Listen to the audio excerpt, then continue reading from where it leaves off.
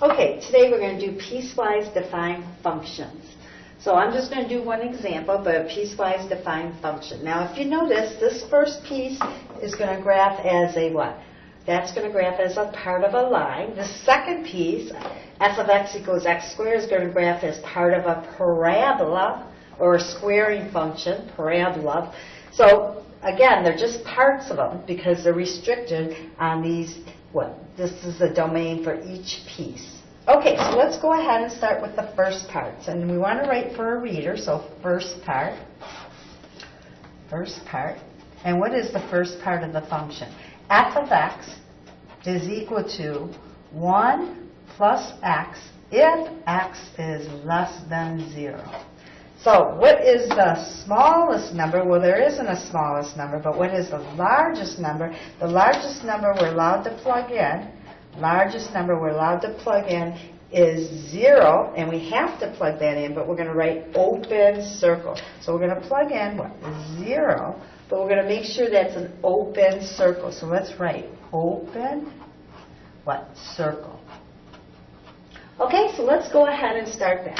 So, what's two other values? I usually like to pick 3 values before I get a good shape of the graph, that part of the graph. So what else could I plug in? Well, I'm going to go ahead and plug in the smallest, -2, and then the -1. And that'll give me the shape of that part of a line. And again, I'm going to write that this is part of a line. It's part of a line. Okay, so part of a line. So we know it's going to graph as part of a line. Okay, so let's go ahead and plug in our first value. X is equal to -2. So x is equal to -2. We're going to go into our f function. So f of -2 is equal to 1 plus, don't call it x, call it -2. So I'm plugging in a -2. Well, 1 plus a -2, that's going to equal -1. So f of -2 is equal to -1. Okay, next value I'm going to be plugging in. What's the next value I'm going to plug in? X is equal to -1. Notice how I'm writing for the reader. X is equal to -1. So then I'm going to plug in f of, don't call it x, call it -1, is equal to 1 plus, don't call it x, call it -1. So -1. Well, 1 plus -1, that's 0. So f of -1 is 0. Now we're going to plug in x is equal to 0. So plugging in x equal to 0. So f of who? 0. So we're plugging in 0 for x. Is equal to, and again we're going into which function? We're going into this function, 1 plus, don't call it x, call it 0. And make sure you use parentheses when you replace a variable with a number. Well, 1 plus 0 is 1. So f of 0 is 1. Okay? Now, we could graph that part, and that's supposed to be part of a line. So first part is supposed to be a line. So let's go ahead and graph that part. So let me make an x-axis and a y-axis. So here's my x-axis is right here, and that's my y-axis. You want to use graph paper. Use graph paper for your homework, x and y. So what points do we have? We have -2 and then down 1. Well, -2 down 1 would be right there. So that's -2, -1, -1, -2, -3. On the exam, you will have graph paper, so you won't have to worry about making the grid. Let's just put some numbers on here, 1, 2, 3, and maybe put a few numbers on here, 1, 2, 3, and maybe 4. Okay, so -2, -1. Then we have -1, 0. And then we have 0, 1. Now be careful, this needs to be open circle. And that's supposed to graph as a line. Now I have to decide if I have to put arrow at the end? Well, yes, I do, because I could have plugged in what? Smaller values, but I chose to just put in the smallest value I plugged in was -2, and that's part of a line. Now, what we could do is we could write what these ordered pairs. So this ordered pair is -2, -1. This ordered pair right here is -1, 0. And this one, of course, is what? 0, 1. Those are our 3 points on our graph. Okay, and it does look like part of a line. And again, you must have that arrow. You must have that arrow. And notice this one's open circle. Okay, let's go ahead and finish for the second part. So let's write the second part, and let's put that over here, second part. And what's the second part? Well, it's supposed to be part of a what? Parabola. So let's go ahead and write f of x is equal to what? X squared if x is greater than or equal to 0. So greater than or equal to 0, we've got to include 0, and we've got to plug in numbers bigger than 0 and including 0. You've got to start with that number.